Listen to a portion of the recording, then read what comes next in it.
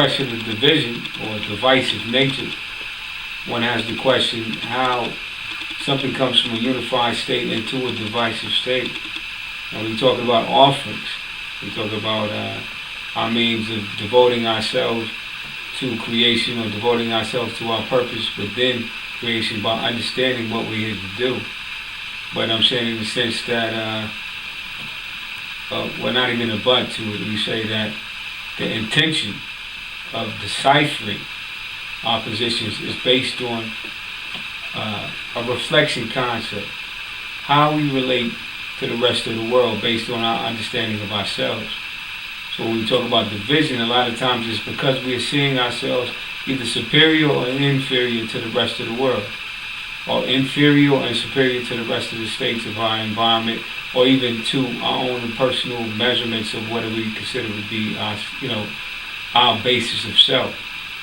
But with division, to eliminate division is by understanding the value within every aspect of creation, that it actually has a point or an intention of its beginning. So this eliminates the division in the sense that it's a separation or segregation.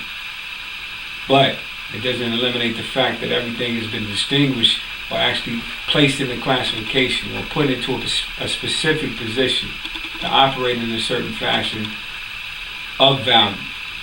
And that we must become conscious of what that value is so we can appreciate it and address it according to what its value is, according to its initial intention. If we don't have that consciousness, you can abuse something because you're not using it according to its initial use, or you're not using it according to its intended purpose. So as we learn or we become conscious, then this gives us the ability to better use something and bring out its perpetual nature or bring out its intended nature for full existence by understanding what it originally was designed for or what it was originally to become or what is still in the making of becoming. This is the point of finding out division. Like when we define division in the Hebrew, it's a means of being able to distinguish parts. We're talking about a contrite spirit, talking about a broken spirit. But broken is not defined in the same fashion as something being broken into pieces as if it's not whole anymore, or as if it's no longer of value anymore. But when we break something, it's a means of distinguishing the parts. So now we are able to place parts and put them into perspective the same way we would do with human anatomy.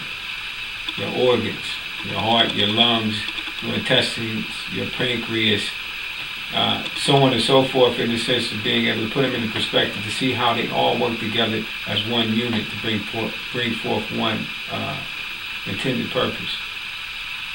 And this is what the intended, like we must redefine these terms and see these terms from a unified fashion, from a unified manner or a unified base.